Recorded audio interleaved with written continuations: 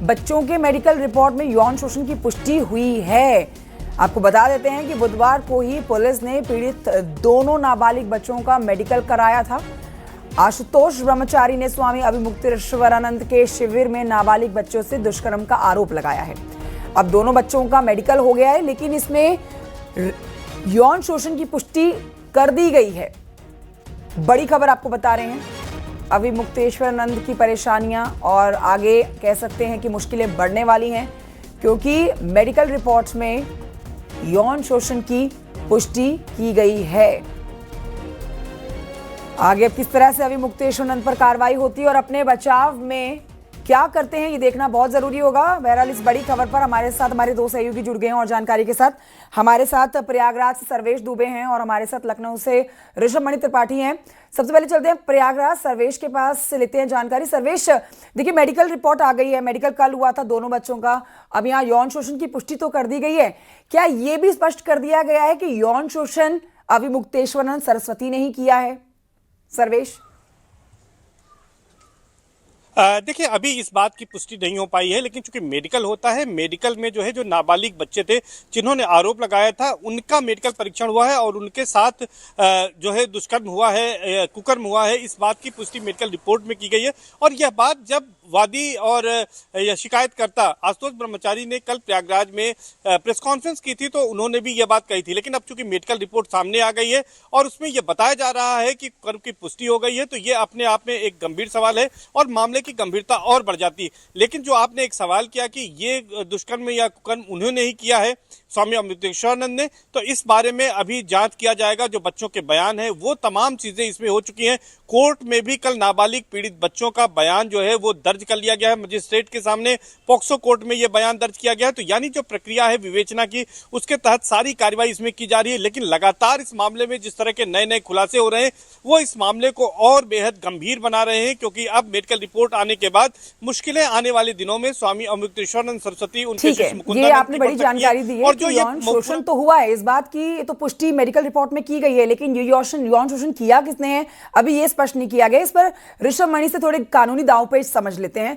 ऋषभ मणि, अगर ये यौन शोषण की पुष्टि अभिमुक्तेश्वरानंद सरस्वती के द्वारा की जाने की पुष्टि होती है तो किस तरह से कार्रवाई आगे की जाएगी? क्या यहाँ पर अभिमुक्तेश्वरानंद की गिरफ्तारी भी हो जाएगी? और अगर उनके द्वारा नहीं की गई होती है तो यहाँ पर अभिमुक्तेश्वरानंद किस तरह से अपने खिलाफ जो इसे पूरे राजनीतिक षड्यंत्र बता रहे हैं वो क्या कार्रवाई कर सकते हैं, वो अगला कदम क्या उठा सकते हैं? ऋषभ मणि, आप ये जरा खुलकर समझाएं। देखिए, इस देश में किसी का भी कद कानून से बड़ा नहीं है। कानून के तहत ही सारी कार्रवाई हो रही है और आगे भी सारी कार्रवाई कानून के तहत होगी। गंभीर धाराओं में जिसमें पॉक्सो शामिल है, सोडोमी है, तो उसके तहत ये एफआईआर दर्ज हुई है। अभिमुक्तेश्वरानंद, मुकुंदानंद और उनके दो और अज्ञात हैं जिनके नाम भी खोले जा रहे हैं जल्द ही। तो अब चूंकि दुष्कर्म की पुष्टि हो चुकी है, कुकर्म की पुष्टि हो चुकी है और इसके लिए बयान ही काफी होते हैं। मेडिकल में ऑलरेडी पुष्टि हो चुकी है, मजिस्ट्रेटी बयान दर्ज हो चुके हैं। मजिस्ट्रेटी बयानों में भी अगर अभिमुक्तेश्वरानंद और उनके जो अन्य सहयोगी साथी हैं उनके ऊपर जो यौन शोषण के आरोप हैं उस पे अगर पीड़ित कायम है तो ये मान के चलिए ये बहुत ही गंभीर अपराध है और इसमें किसी भी तरह की कोई भी कोताही जांच एजेंसियां नहीं बरतेंगी। इसके लिए सिर्फ बयान काफी होता है, बयान के आधार पर ही कार्रवाई हो जाएगी। अगर मजिस्ट्रेटी बयान में ये सारे आरोपों की पुष्टि हो चुकी है तो मान के चलिए अभिमुक्तेश्वरानंद की मुश्किलें आने वाले समय में बढ़ने वाली हैं। उन्होंने अग्रिम जमानत जरूर रहेगा क्योंकि सवाल चिकित्सा जगत से जुड़ा हुआ है, तो लेकिन इस बात को समझना बहुत जरूरी है कि यौन शोषण की पुष्टि तो कर दी गई है, लेकिन अब यौन शोषण अभिमुक्तेश्वरानंद के द्वारा किया गया है या नहीं, इसके लिए मेडिकल क्या अभिमुक्तेश्वरानंद सरस्वती का भी कराया जाएगा?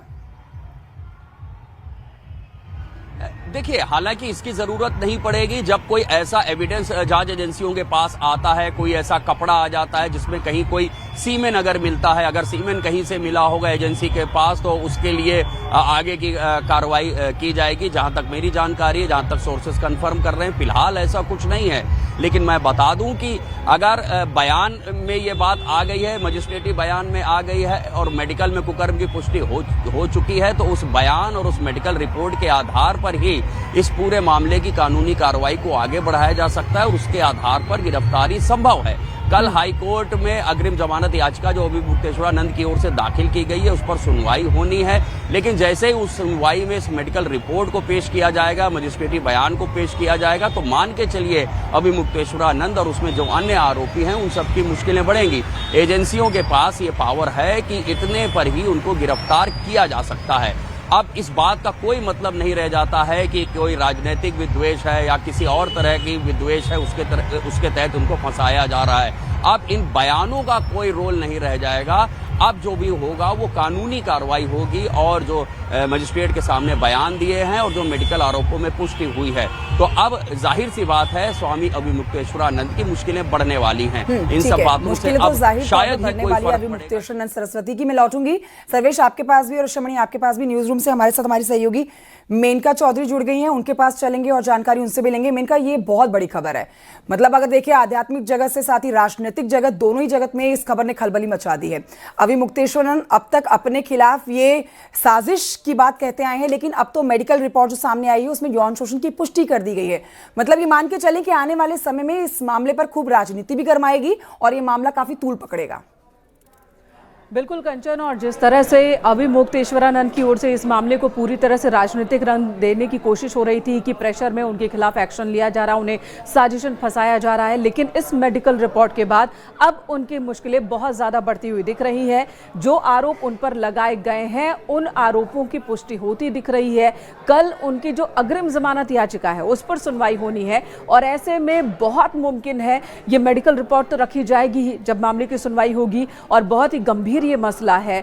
जिन दो वटुकों ने ये शिकायत दर्ज करवाई थी, आप बीती बयान भी उन्होंने दर्ज करवाया था, मेडिकल रिपोर्ट में ये पुष्टि हो गई है कि उनके साथ गलत काम हुआ है। तो ये एक बहुत बड़ा तथ्य है इस वक्त जांच एजेंसियों के पास स्वामी अभिमुक्तेश्वरानंद के खिलाफ। और साथ ही जो बातें कही है, बयान में जो बातें कही है इन दो नाबालिग वटुकों ने कि किस तरह से आश्रम में, वाराणसी के आश्रम में उनके साथ गलत काम होता था, वीवीआईपी लोग आते थे, उनके सामने भी उन्हें परोसा जाता था, उनके साथ गलत हरकत की जाती थी, गुरु दीक्षा देने के नाम पर उनके साथ दुराचार होता था। और अब मेडिकल रिपोर्ट में इस बात की पुष्टि हो जाना कि हाँ दुष्कर्म हुआ है वटुकों के साथ, ये अपने आप में एक बहुत बड़ा और बहुत ही मजबूत तथ्य है जांच एजेंसियों के हाथ में स्वामी अभिमुक्तेश्वरानंद के खिलाफ। और कल जब जमानत याचिका पर सुनवाई होगी तो जाहिर सी बात है अदालत में इस तथ्य को रखा जाएगा और इस पर बहुत गंभीरता से अदालत इसे लेगी। और मुमकिन है कि जो डर है इस वक्त स्वामी अभिमुक्तेश्वरानंद, देखिए बड़ी बड़ी जानकारियां निकल कर आ रही हैं मेनका, जैसे कि अभी एक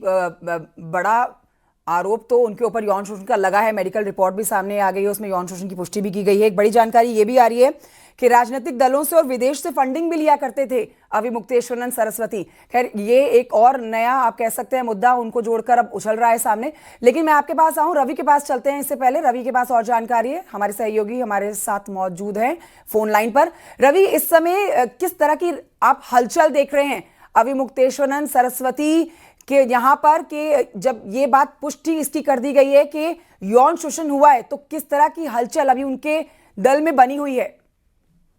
जी बिल्कुल, देखिए पिछले 4 दिनों से अगर आश्रम की बात करें, मठ की बात करें, तो यहाँ पे गमागमी का माहौल लगातार चल रहा है। और चूंकि पुलिस के आने की सूचना थी, पूछताछ के आने की सूचना थी, तो इस बीच लगातार अभिमुक्तेश्वरानंद के साथ भी और उनके जो श्रद्धालु हैं उनके बीच में एक चर्चा का माहौल बना रहा कि ये झूठा केस है और उनको फंसाया जा रहा है। लेकिन जब मेडिकल रिपोर्ट आने के बाद ये बात सामने आई है कि यौन शोषण हुआ है, जो बटुकों के साथ दुराचार करने की बात सामने आई है, इसके बाद एक अलग माहौल देखा जा रहा है। अब सवाल ये उठता है कि पूरे मेडिकल रिपोर्ट के बाद शंकराचार्य अभिमुक्तेश्वरानंद का क्या कहना है, इसका इंतजार किया जा रहा है। उनके नीचे उतरने का इंतजार किया जा रहा है ताकि अपनी बात बताएं। उसके बाद की क्या सरगर्मी होगी वो आने वाला समय बताएगा। लेकिन अब ये इंतजार जरूर किया जा रहा है कि शंकराचार्य नीचे उतरे और जिस तरीके से अपनी बातों का क्रिया प्रतिक्रिया देते हैं, इस पर क्या अपनी प्रतिक्रिया देंगे, इसका इंतजार किया जा रहा है। ठीक है।